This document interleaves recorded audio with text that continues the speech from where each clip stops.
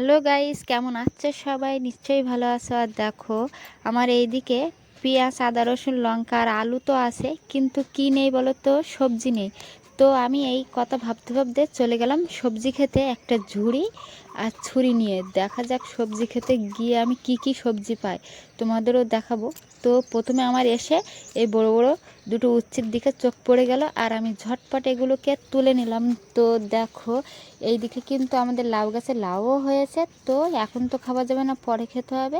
তো এখন এগুলো তুলবো না, অনেক ছোট আছে। আর বড় উচ্ছেটা পরে কিন্তু আমার চোখে পড়েছে, ছোট উচ্ছে তোলার পরে। তো দেখো, এই বেগুনটা কিন্তু তোমাদের দাদা ভাই বীজ করার জন্য রেখে দিয়েছিল, তো পোকা লেগে গেছে।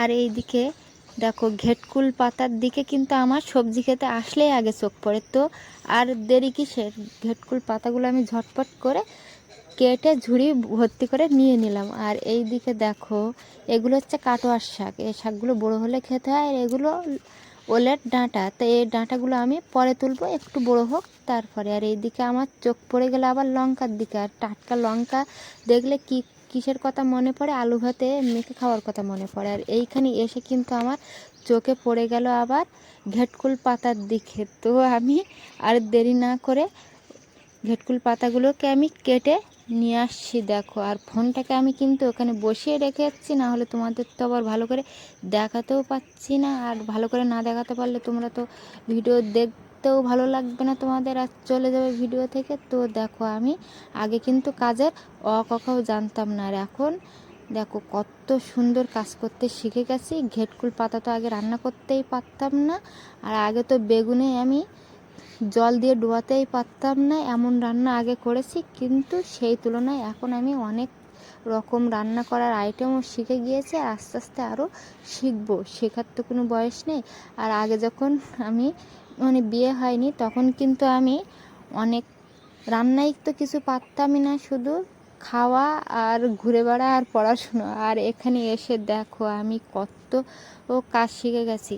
আর একটা মেয়ের জীবনে কাজ শেখাটাই হচ্ছে মেন দরকার। তো আমি তোমাদের দাদা ভাইয়ের কাছ থেকে, আমার শাশুড়ি মার কাছ থেকে, ননদের কাছ থেকে, সবার কাছ থেকে আস্তে আস্তে কাজ শিখে গেছি। আর দেখো, বক বক করতে করতে আমার এত জল তেষ্টা পেয়ে গেছে, আমি কিন্তু এবার জল খেয়ে নিচ্ছি। তো জল খেয়ে গলাটা একটু ভিজিয়ে নিলাম, নিয়ে তোমাদের সাথে আবার কিন্তু বকা শুরু করে দিয়েছি। আর এইদিকে আমি এত উচ্ছি কিন্তু রান্না করব না। তোমাদের দাদাভাই যদি বাড়ি থাকতো তো বলতো যে এই উচ্ছিগুলো সব রান্না করো, না হলে তেতো হবে না। আর তোমাদের দাদাভাই তো যেহেতু বাড়িতে নেই, তো সেই কারণে আমি দুটো বড় বড় উচ্ছি নিয়ে রান্না করবো, আর তিনটে উচ্ছি রেখে দেবো, পরে একদিন অন্য কোনো একদিন খেয়ে নেবো। তো এইদিকে আলু, দেখো এই আলু ছোলাই কিন্তু আমি আলু ছুলতেই পারতাম না, তোমাদের দাদাভাইয়ের কাছ থেকে এই আলু ছোলাটাও শিখেছি। আর এখন তো আমি পুরো একটা ভালো কাজের মাসিও হয়ে গেছি, রান্না বান্না সব দিক থেকে। আর তোমাদের দাদাভাই বাড়িতে না থাকলে তখন কিন্তু আমার ভীষণ টেনশন থেকে কী রান্না করব, কি খাবো। আর তোমাদের দাদাভাই যেসব কাজগুলো করে সেসব কাজগুলো আমাদের করতে হয়। তো সেই কারণেই রান্না বান্না করে নিয়ে তারপরে কিন্তু আমরা একটু পুকুরের ধারে যাব। তো ওই জন্য কিন্তু ঝটপট আমি রান্না করে নিচ্ছি। তো দেখো, একটু জল দিয়ে তারপরে কিন্তু মিক্সিতে বেটে নিয়েছি। জল না দিলে কিন্তু মিক্সিতে বাটাই যাচ্ছিল না, অনেকক্ষণ ধরে চেষ্টা করেছিলাম, আর কিন্তু খেতেও গলায় লাগেনি, যেটা ভয় করছিলাম যে জল দিয়েছি গলায় লাগবে কি না। তো দেখো, আমার মাছের ঝালও রেডি, আর আমাদের খাওয়া দাওয়াও কিন্তু প্রায় হয়ে গিয়েছে। এবার আমরা চলে যাচ্ছি একটু রেস্ট নিয়ে, তারপরে বিকালে পুকুর ধারে। তো এই দিকে দেখো, যেতে যেতে আমার আবার পেয়ারা গাছের দিকে নজর পড়লো, আর কতগুলো পেয়ারা হয়েছে এবার। আর কালকে ঝড় হয়েছিল, সেই ঝড়ে কিন্তু এই দেখো এখানে কদম গাছটা পড়ে গেছে, আর অনেক বড় কদম গাছ কিন্তু পড়ে গিয়েছিল। আর চাবি দিয়ে কিন্তু আমি গেটটা খুলে নিলাম, আর গেটটা খুলে আমি গুটি গুটি পায়ে এগিয়ে যাচ্ছি পুকুরের দিকে। তো চলো পুকুরের দিকে গিয়ে আমরা আটাটা সুন্দর করে গুলে ছড়িয়ে দেই। আর আমি এখানে কিন্তু আমার শাশুড়ি মার কাছে ফোনটা দিয়ে তারপরে আমি আটাটাকে এবার পুকুরে ছড়াবো। আর আমার এই শাশুড়ি মার কাছে ফোনটা দিয়ে আসার সঙ্গে সঙ্গে আমার মনে পড়ে গেল আগে একটা ঘটনার কথা।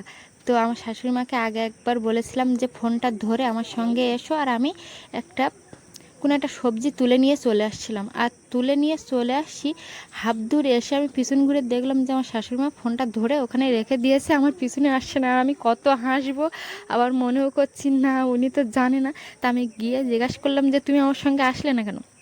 তো বলছে যদি আসলে ফোনটা ভিডিওটা যদি না হয়, ওই জন্য ওখানে ধরে চুপটি করে ফোনটাকে ধরে রেখে দিয়েছি। তো এই সব ব্যাপার তখন বলেছিলাম না, ফোন ধরে আমার পিছনে পিছনে আসলে ফোনের ভিডিওয় কোনো অসুবিধা হবে না, না জানলে যা হয়। তারপরে আবার শিখিয়ে দিয়েছিলাম, আর এখন কিন্তু বলেছি আমি যেদিকে ঘুরবো সেদিকে তুমি ফোনটাকে ঘোরাবে। তো সেই হিসেবে দেখো আমার শাশুড়িমা এখন কত এক্সপার্ট হয়ে গেছে ফোন ধরার জন্য, আমি যেদিকে যাচ্ছি সেদিকেই কিন্তু ফোনটাকে ঘোরাচ্ছে। আর এভাবে আমরা বকবক করতে করতে তো তো আর বকবক করবো না। যদি ভিডিও ভালো লেগে থাকে সাবস্ক্রাইব করে পাশে